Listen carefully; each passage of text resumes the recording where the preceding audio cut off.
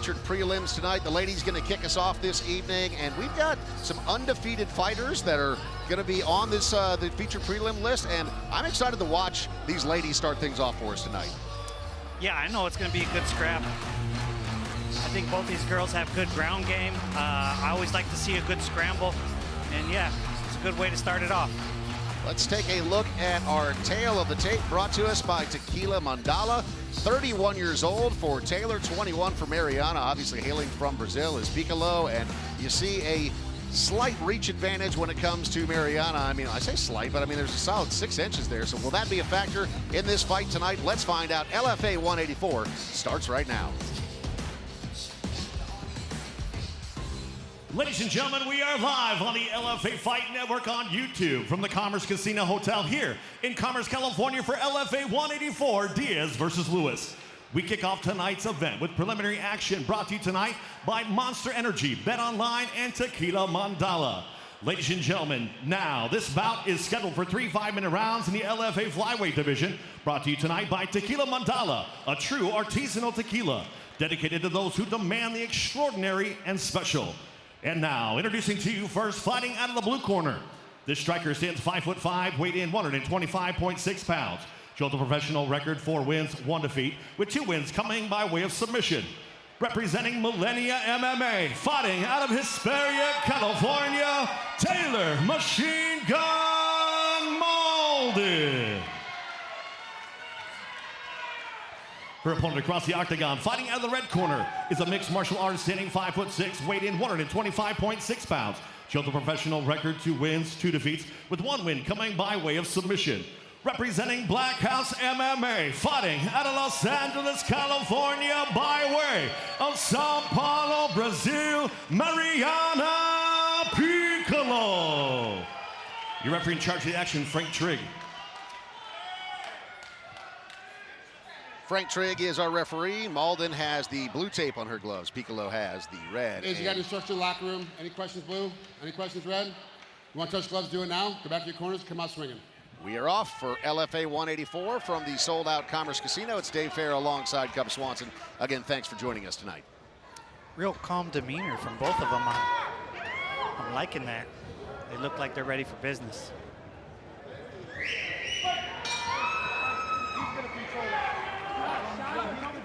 Piccolo takes the center of the cage early on, chopping away there with a leg kick. Yeah, this is really the feeling out process. Don't want to rush in there and get knocked out. So kind of want to see what each other's got on the outside for a little bit. I mentioned Piccolo in the with the red tape. She does have a pretty significant reach advantage, so we'll see whether or not Mauldin is able to close that distance and get this fight to the ground. Yeah, Piccolo's leg kicks look to be a little heavier. That's why Mauldin wanted to go for the takedown right away. Gets it pretty quickly, but Piccolo is trying to fight it off here. Let's see if she can work her way back to her feet.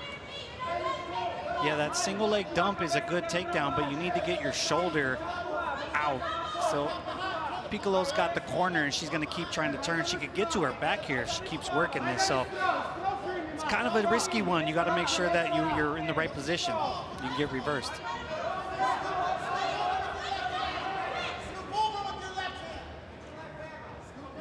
They're both battling for position here.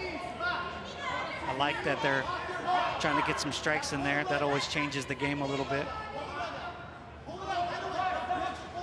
Mauldin still working away at that takedown. Piccolo dropping some elbows here. Yeah, I think she realized early on, I probably shouldn't strike with this girl. She must have felt some power and said, yeah, that's enough of that. Let's get it to the ground.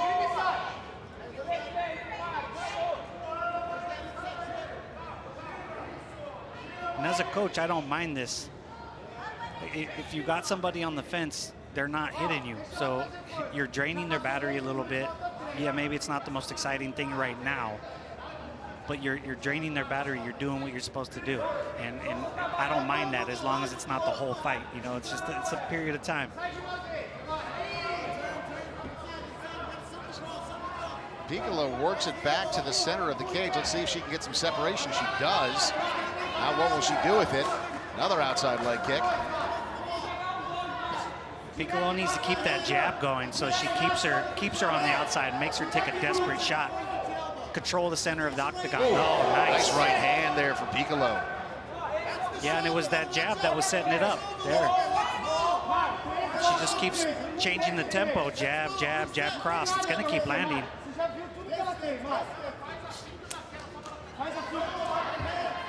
Got some blood already on Mauldin's nose. Oh, nice right hand again from Piccolo.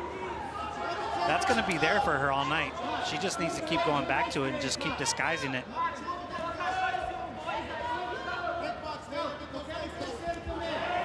Strong jab. I mean, that's a good-looking, crisp jab. You're exactly right, Cub. Keep that going. She checks the kick. Yeah, she's in control of the fight right now, so don't do anything different. Mauldin's going to fade over time if she doesn't close the gap or land a big strike. So I really like what Piccolo's doing. Just a couple leg kicks, jabs, straight right every once in a while, and start draining her battery.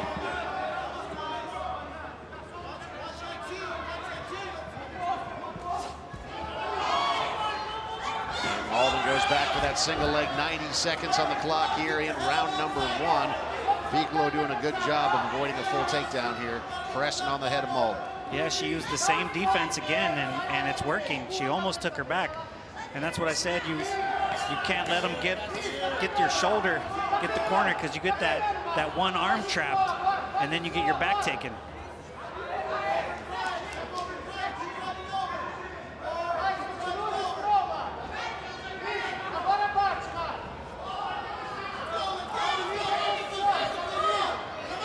Got that crossface. That's what kept her from being able to scramble and get out right there. That crossface saved her. Now she's on her back. Yeah, Piccolo's in a really good position. Only 45 seconds to work here, but you're exactly right. Piccolo is now threatening on the ground. Let's see if Mauldin can stave this off. And that's really got to get in Mauldin's head. You know, you were hoping that getting it to the ground was going to be in your favor, and now you might get finished there. So she's flat ground, and that's it. There's the tap. With just over 25 seconds left on the clock, it is a round 1 finish for Mariana Piccolo here in Los Angeles. Just really well done. Yeah, it was a great performance. She fought very calculated and calm. I like it. Very good, because I mean, Mauldin's tough. I've seen her fight before. She's tough.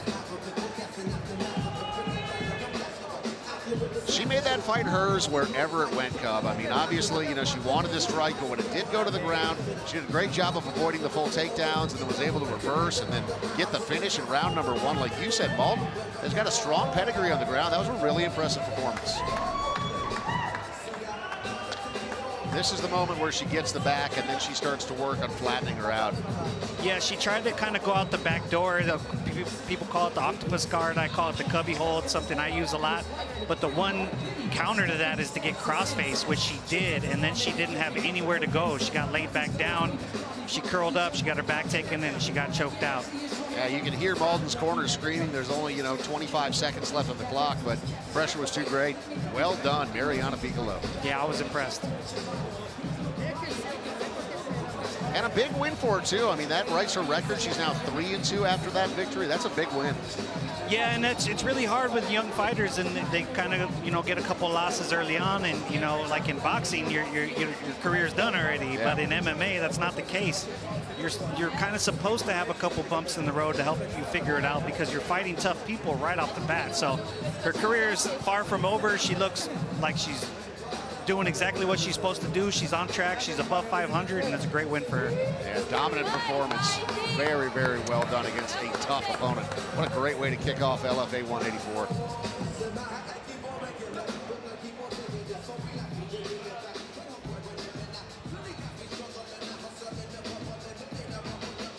Mike Kendall has got our official announcement here. Again, first round finish. Ladies and gentlemen, your referee Frank Trigg calls a stop to this fight. 4 minutes, 33 seconds in the very first round for your winner. By tap out, did a face crank, Mariana Piccolo. Improving her record to 3-2. Very impressive performance for Mariana Piccolo here to kick things off at LFA 184. Tonight's main card is going to be live on UFC Fight Pass starting at 10 Eastern, 7 p.m. here in California. We still have 2 prelims to go.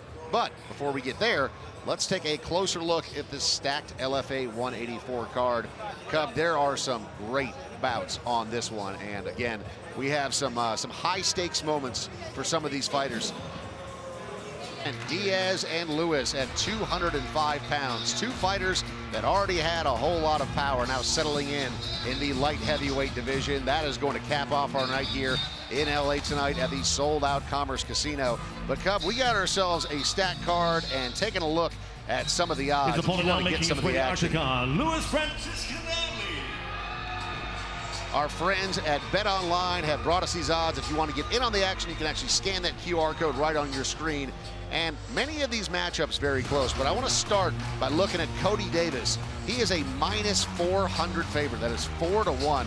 But his opponent, a decorated Muay Thai striker that says he's been working really hard on his wrestling. How do you see that fight going, Cub? Well, I would have to say Rodney has a puncher's chance, and he's a hell of a puncher for that weight class. I think if he gets a clean shot and he's patient and he sets it up, I think he could get a clean knockout. But if he makes some mistakes, I think Cody Davis is going to grind him out. So that one's the best bang for your buck if you think that Rodney can make it happen. And your boy Dougie Doug, Le'Veon Douglas, taking on Nate Garreau. Douglas coming in at plus 160. I think that you would probably call that a live dog tonight too, huh? Yeah, because the thing that people don't understand on situations like this is his record. You look at his record, and it's 9-5. But he was doing all that with no coach and no team, just a kid just taking fights, being everybody's training partner. Now he's settled in with a huge gym, and he's got talent around him. He's guided the right way. So in my opinion, since he joined this gym, he's 1-0. He's undefeated, and another big win here would definitely, make people notice him and say, okay, that record isn't quite the whole story. John Paul Libos Noyani is coming in at a 6-1 favorite, our biggest favorite on the card. We had a chance to talk to Victor Quicks yesterday. He said he's ready for any challenge, but JP is going to be a problem on the ground. Yeah, the thing about him is he's been hyped since he was a kid, right? Like, I've known about him for a long time, and I think he's got a couple losses, and it's because it takes time to develop those skills. Sometimes when you have so many skills early on, it takes a while to really know when to use each skill, right? And I think he's finally coming into his own. I think he's developed into this frame at 170. I think he's going to be a little bit smaller, but I think he's going to be so much more craftier than Quicks. Javier Reyes, a slight dog as well at plus 115. Chase Gibson, known for taking the back, minus 145 for Chase. Well, Chase Gibson's the kind of guy you always want to root for, man. The guy's got a story. He's just gritty. He fights everybody.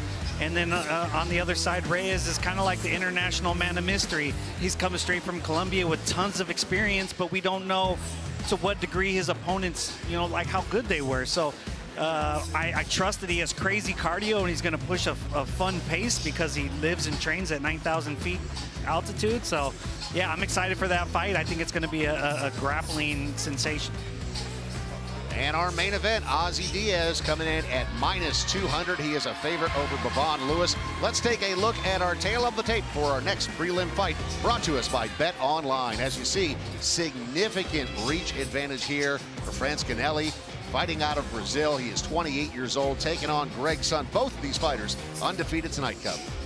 Yeah, I mean, Luis, he's coming from a good gym. I don't know how long he's been here in the States, but he's with Chad George at CMMA, and I think that's a very reputable gym. And they always produce good talent. I haven't seen much of his opponent, but he comes from a good gym in Brazil. So, yeah, I'm excited to see what these little prospects can do. Let's see what happens. Here is Mike Kendall to start the action. Scheduled for 3 5-minute rounds in the LFA Welterweight division, brought to you tonight by BetOnline, the official online sportsbook of the LFA. And now introducing to you first, fighting out of the blue corner. This freestyle fighter stands 6'3", weight in 171 pounds. Built a professional record, 1 win, 0 defeats. That win coming by way of knockout. Representing Combat Club, fighting out of Boynton Beach, Florida, Greg Black Hole Son. His opponent across the octagon, fighting out of the red corner, is a kickboxer standing 6'6", weight in 168.6 pounds. Built a professional record, 2 wins, 0 defeats, with both of those wins coming by way of knockout. representing California Mixed Martial Arts, fighting out of Los Angeles, California, by way of Ito, Sao Paulo, Brazil, Luis Francischinelli. Your referee in charge of the action, Chris Lieben. All right, fellas, bring it in. Bring it in. Okay, we went over the rules in the dressing room. Protect yourself at all times. Obey my commands at all times. If you want to touch gloves, touch them now. Love the fact that we have another UFC icon in Chris Lieben. That is the third man in the cage tonight. This should be a fun one. Francischinelli has got the blue tape, or excuse me, the red tape on his gloves, where Son is wearing the red. Big boys at welterweight, huh, Cub? Yeah, both tall, lanky. I like it. And this, who is it? Son is the unorthodox striker, which I want to see. How unorthodox? Is it efficient, though? Trading leg kicks early on. 6'6" frame on Francischinelli. Ooh. So those are called naked kicks, right? We always talk about it in the gym. You don't want to throw a kick without putting a punch in front of it, because then you can get countered like it happened. Ooh, left hand. Big hook there from Francischinelli. Yeah, we're watching two southpaws. Willing to trade. That overhand left from Francischinelli. Oh, it stunned him. He's got him rocked. And that is the end. Another first-round finish here at LFA 184. And Francischinelli just calmly walks over and says, hey, I'm ready for more. Wow, what a performance from him. Come, the way that he was using, as you mentioned, that overhand left, he was surgical with the precision on that thing, using the height advantage. Yeah, what impressed me is that the first couple weren't as hard. He was finding his range, which you want to do. You don't want to throw everything the first couple. He touched him a little harder, and then he put everything into it when he knew that he found his range and he knew exactly where he was going to be, and that's what stunned him. That was beautiful. What a statement. You come to Los Angeles, you know, he trains out of here now, and you get the big stage with LFA, and you're able to get another first-round finish, knocking out a tough opponent like that. That is the way that you want to do it if you're drawing it up. Yeah, I want to see it again. Yeah, for his frame, you don't expect him to hit so hard, but that's good. That was the left right there that rocked him. He threw another right and then followed it up with another left. Watching it again here. Here it comes. Left hand right to the temple, stumbles him, notices that, and then just another hand, a left hand to put him away. And it was really subtle, but he pushes off with his lead hand, like the jab.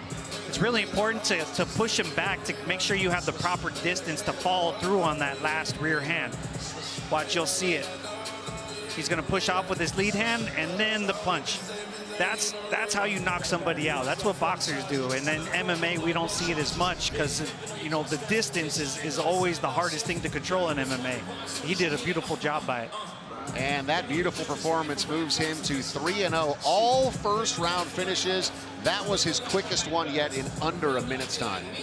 Well, I'm sure we'll be seeing him again, probably here in the LFA. He's a local guy. CMMA always brings people here, so I'm excited to see him again. And his opponent has just found his way to the stool. I mean, you mentioned how hard he hit for a 6'6" guy who looks to be lanky. A whole lot of power, great technique, and that earns him another first-round finish. Well done. Yeah, I think that's the first real punch that I heard tonight. I could hear it. It was across the cage, exactly across the cage from us, and I could hear that. Ugh.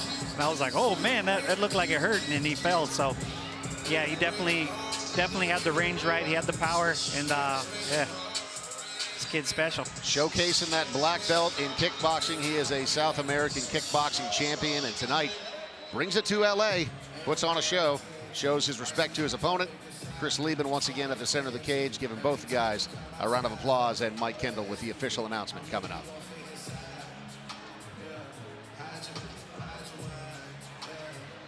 Ladies and gentlemen, your referee, Chris Lieben, calls a stop to this fight in 50 seconds into the first round for your winner by knockout, Luis Francischinelli. Congratulations again to that young man. 3-0, again, all first-round finishes. Well, if you like finishes, can't guarantee anything, but our main event has all of the makings of being another strike fest. You've got two dynamic fighters with a lot of experience at 205 now. Can the light heavyweights get it done tonight? Let's take a look.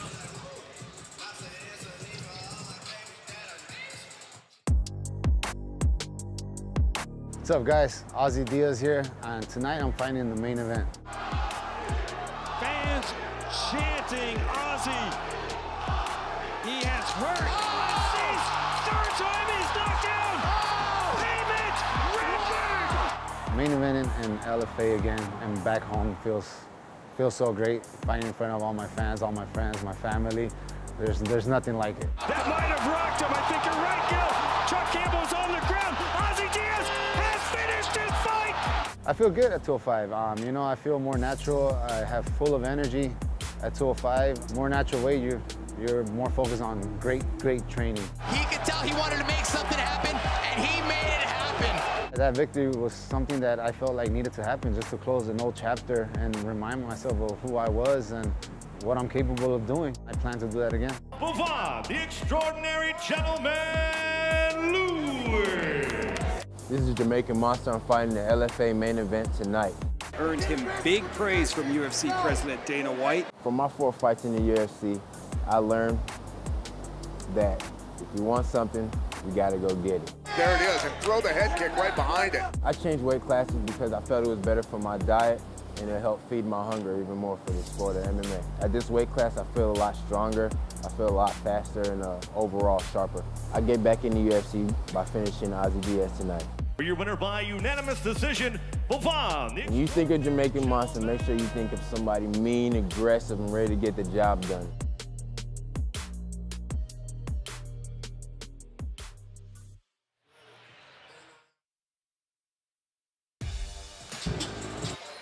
LFA 184, a look there at our main event between Diaz and Lewis, going to be live on UFC Fight Pass. Our main card starts in just 50 minutes from right now. It is going to be a good one, and it's not just our main event that we are hyped about tonight, Cub. We've got a stacked card, 6 fights in total, and Chase Gibson is somebody that you've talked a lot about. He has been through it personally and professionally, and tonight he knows how important it is for him to come out and make a statement and get that victory to set him up to realize his dreams, as he said.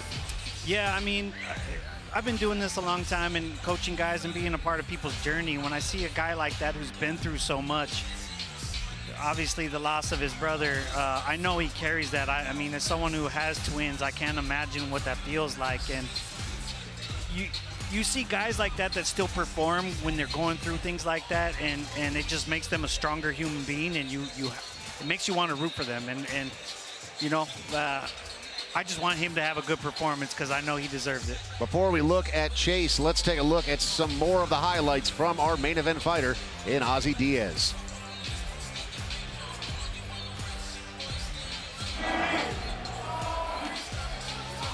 Now, Cub, you mentioned the power of Ozzy Diaz. He's moved up to 205. He said he feels great at this weight, and this is naturally where he should be fighting. Yeah, and it's really, you gotta see what your durability is, because if you're gonna move up, guys hit harder, so can you take it? And I think that he can, and his strength is carrying with him into 205, so as long as he feels like he could take it and keep coming forward, then I think this is the weight class for him, because he seems to be shining right now. And Bavon Lewis, as we heard in the setup there, 4-time UFC vet. Everything didn't go according to plan for him when he had his opportunity in the UFC, but he is confident he can get back there. He has taken some time off. We'll see whether or not that yields results tonight. Yeah, and like what I was talking about, sometimes people need to go through things. I think Bavon needed to go through these losses, and because he got up there too quickly, in my opinion, and you need to have a little bit of a, you know, step backwards to see what you're really made of, to see what his full potential is, and it's up to him to showcase that and to show that he's learned from his mistakes, and it's a whole new him. And we talked earlier for a moment about Cody Gibson. What a young man this is. You talked about, you know, how he's been through it personally, but he is always focusing on giving back. But man, you do not want to be on the mat with this guy. Yeah, he's a guy that always shows up. He'll fight anybody. at this point in his career, he feels like everything is a must-win. It has to be now. So I'm excited to see what he brings. Of course, if you're talking about going to the mat, John Paul Labasniani is an absolute ninja on the ground. A black belt in jiu-jitsu, comes from a family of royalty when it comes to competing on the ground at the highest of levels. And you see here, it's not just a threat on the ground. He is just a whirlwind. Yeah, when you have a fighter that's not afraid to hit the ground, they could be more exciting with their stand-up. And I think that that's awesome, is that he can go do the flying knees and the flying kicks and make it fun because he doesn't care if it hits the ground. That's where he's the best. So he's an exciting fighter. I can't wait to see what he does at 170. I know that this next fighter is somebody that you're excited to watch compete tonight. Le'Veon Douglas, Dougie Doug, he is going in there tonight. And boy, when we talked to him yesterday, he had a sense of confidence about him. Yeah, since I picked him up, he's been boxing with me, and we got Coach Joel Diaz in town, and he's backing him up. So he's got a hell of a corner, and he's got a hell of a person across the cage from him, Nasty Nate. So I know this is going to be a war, and whoever wins this fight might get a title shot. Who knows? Cody Davis, the former champ, is the challenge tonight. And when I say a challenge, he is, man. He is also a handful, Cub. What I liked about him is he would not make any excuses for his downfalls.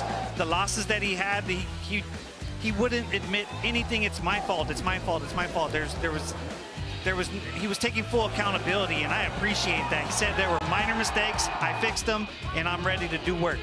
Cody Davis, he is going to be challenged by Rodney Kieloi, and that young man fighting out of Extreme Couture in Las Vegas. That should be a whole lot of fun. Decorated kickboxer in this young man. Yeah, Rodney can bang, man. He's got a little bit of hiccups on his record, but it's because he'll fight anybody, and he fights with a wild style. And that, I appreciate that, but a guy against Cody, you can't make any mistakes. He's going to have a perfect fight tonight, and he could set up a knockout for sure, but he needs to be perfect. It is our final prelim. It is brought to us by Monster Energy. Let's take a look here at the tail of the tape. Double O, you see there a 78-inch reach. Will that be a factor in this one? Both of these guys very strong when it comes to their striking. Let's take it up to Mike Kendall to get our affair underway. Ladies and gentlemen, this bout is scheduled for 3 5-minute rounds in the LFA Middleweight division, brought to you tonight by Monster Energy. And now, introducing to you first, fighting out of the blue corner. This freestyle fighter stands 6'4", weighing in 185.2 pounds. He holds a professional record, 2 wins, 2 defeats, with both of his wins coming by way of knockout. Representing Omni Movement, fighting out of Antioch, California, Oseyiomon Min Olin Oiyemhonlan. His opponent across the octagon, fighting out of the red corner, is a wrestler standing 6 foot tall, weighing in 186 pounds. He holds a professional record, 3 wins, 0 defeats, with 1 win coming by way of knockout. Representing Orange County RTC Classic Fight Team and Body Shop MMA, fighting out of Huntington Beach, California, Jake Woodley. The referee, Frank Trigg.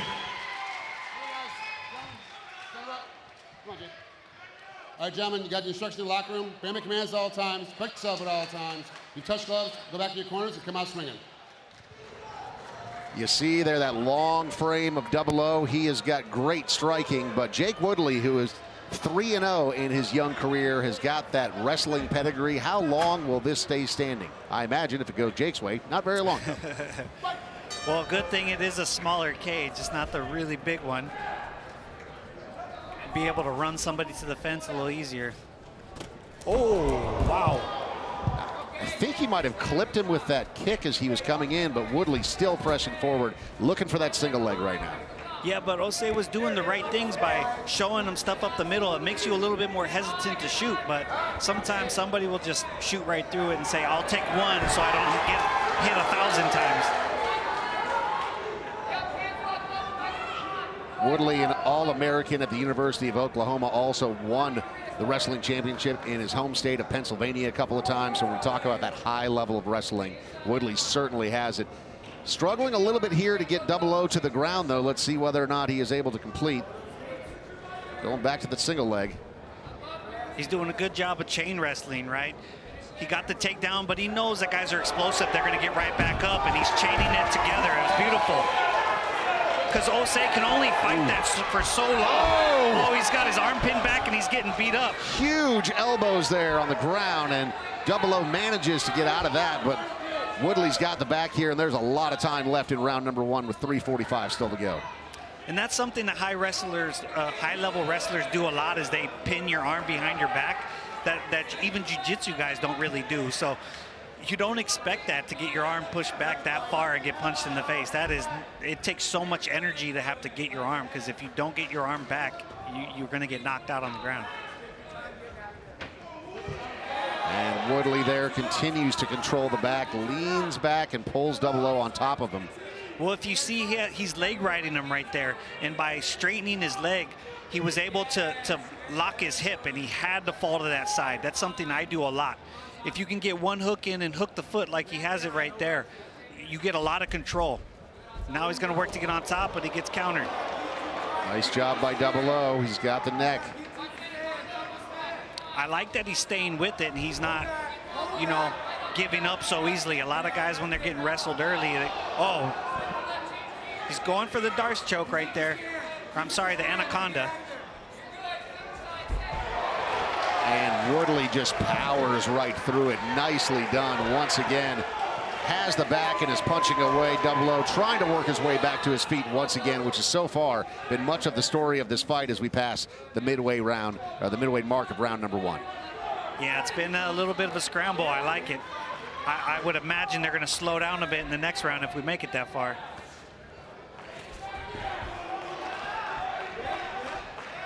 See, by that wrestling grinding, see how much easier that takedown was than earlier in the fight, because it wears on you slowly. He's going to keep trying to mat return him, keep trying to do it until Osei can't get up anymore. Looks like Woodley is bloodied up on the right side of his face. He's going to go for a crotch lift probably right here. He's got the setup for it.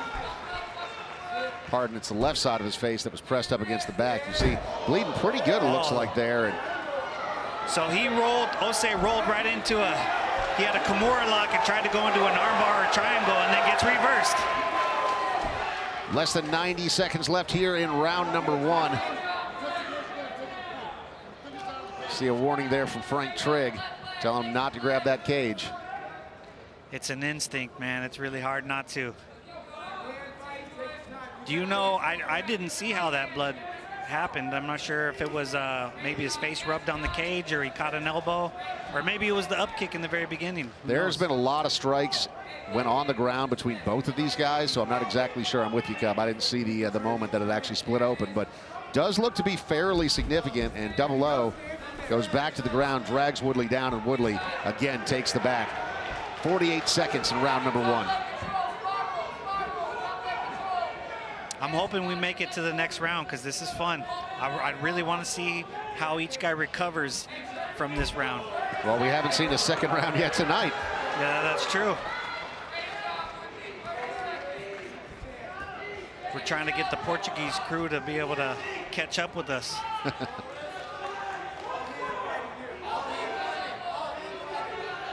Osei manages to get back to his feet, but Woodley just stuck on him.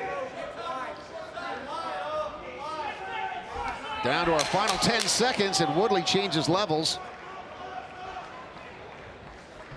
Elevates again and drops his opponent to the mat, rains down some punches in the final seconds of round number 1. We will see a round number 2. That is a pretty serious cut on the left side of the head there of Woodley. Doctor's going to take a look. He's definitely used a lot of energy trying to, take him down so many times, but I think it was worth it. That last one kind of let the judges know, hey, there's been some reversals, but I won this round. I think he really solidified it with that last takedown and ground and pound.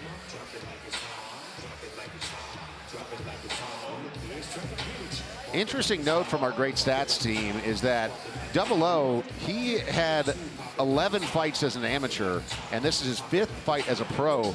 Woodley, on the other hand, this is his 4th fight ever in mixed martial arts. He didn't fight at all as an amateur, went straight into the pro ranks. So far, it's been working out great for him. He's 3-0, looking for potentially his 4th win here tonight. But didn't have that same amateur background, but obviously spent a lot of time on the mat with his wrestling background.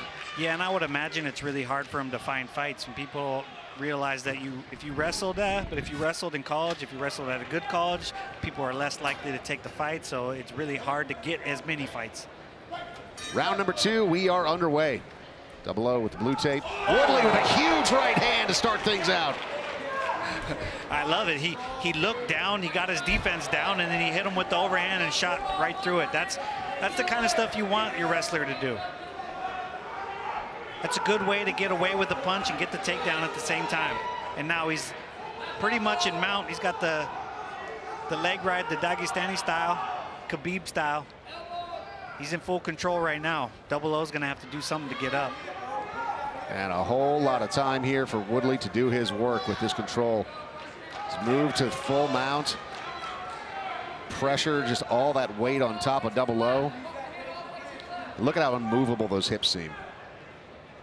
Yeah, I mean, Double O's trying to push. He's doing the right things by regaining half guard, but he's going to have to do a lot more than that. He's getting smothered, makes it hard to breathe. It just makes it uncomfortable. And why that works is because these guys are a little bit tired, right? They've been fighting for, 6 minutes already. And, oh, man. Wow, what an elbow. When you're landing elbows, when you're grinding your shoulder on somebody, you're just making it uncomfortable all the time. And that wears on people. To his credit, Double O absorbed those elbows well, but side control now for Woodley. More elbows raining down.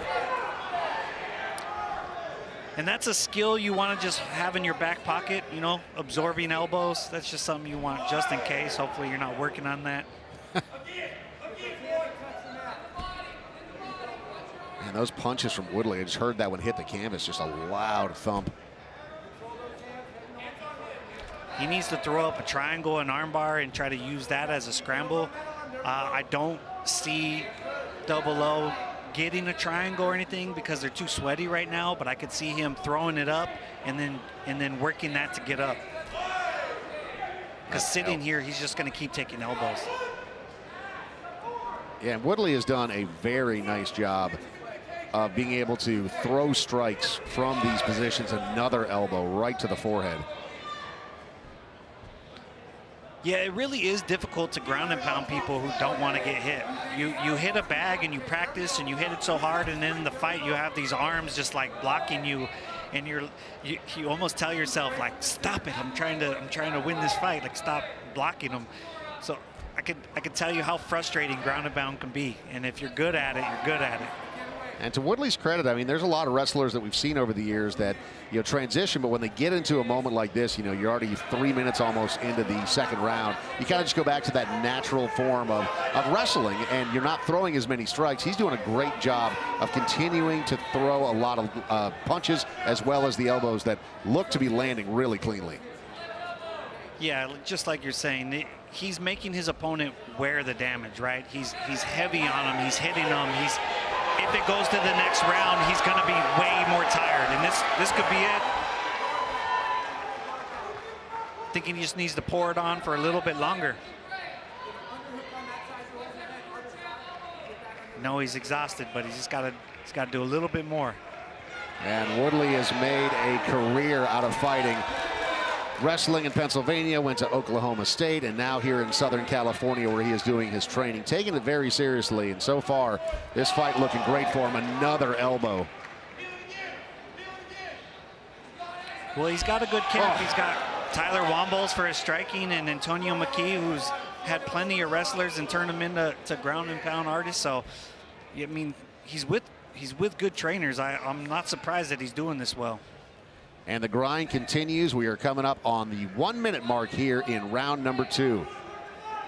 Dominant second round for Woodley.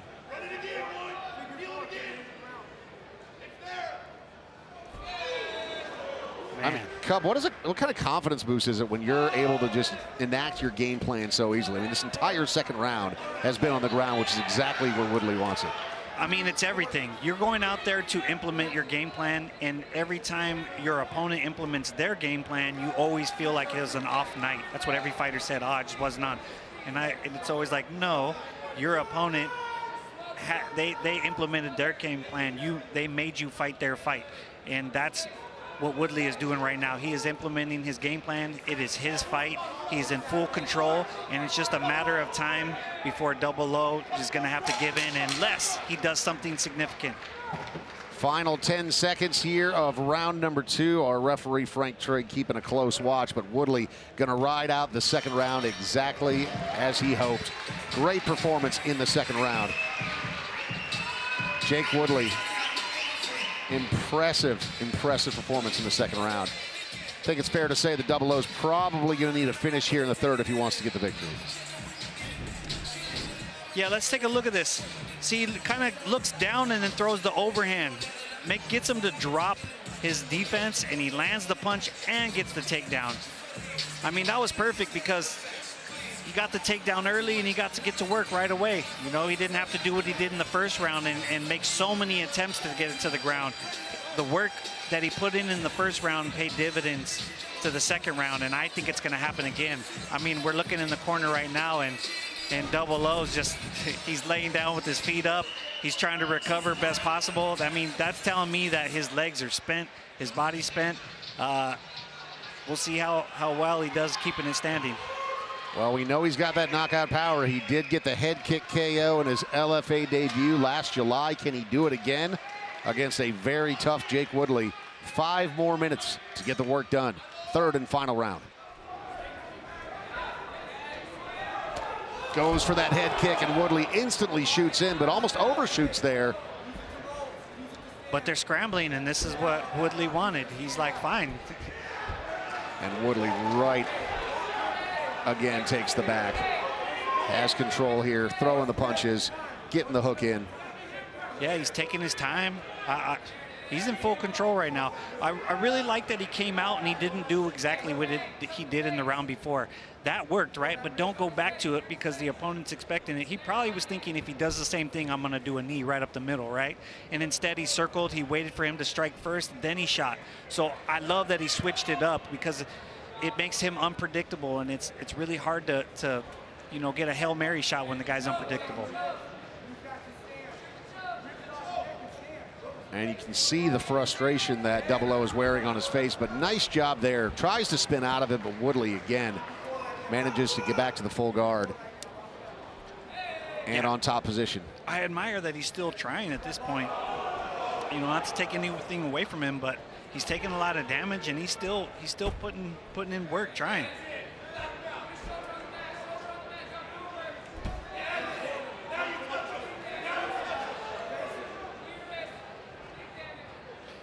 Woodley's, you know, he's in a good position. He's trying to get his arm free, but I think at this point he needs to posture up and start doing some real damage. Try to finish this, try to make a statement. You don't want to cruise this fight to decision. I think you really, if he postures up and gives Double O a little bit of breathing room and try to finish him.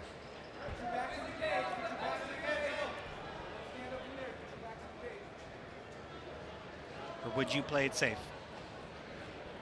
I mean, I think if you're Woodley, make the statement, you know, finish it. Yeah. Double O trying to control that head, but instead Woodley comes with another big elbow. And see, he keeps trying to attack the arms, and Woodley just keeps kind of bulldogging him forward and pushing him back down. I think a lot sooner when he had the energy should have been throwing up his legs and trying submissions with his legs. Woodley would have tried to turn the corner, and that would have given him space to stand up and create a scramble. Because what he's done so far isn't working. See? That's the scramble I was looking for, but he doesn't have the energy. And Woodley drags him back down to the ground. Hammer fist here, big shots. 2 minutes left in this fight. Those are heavy. You can hear those. Yeah.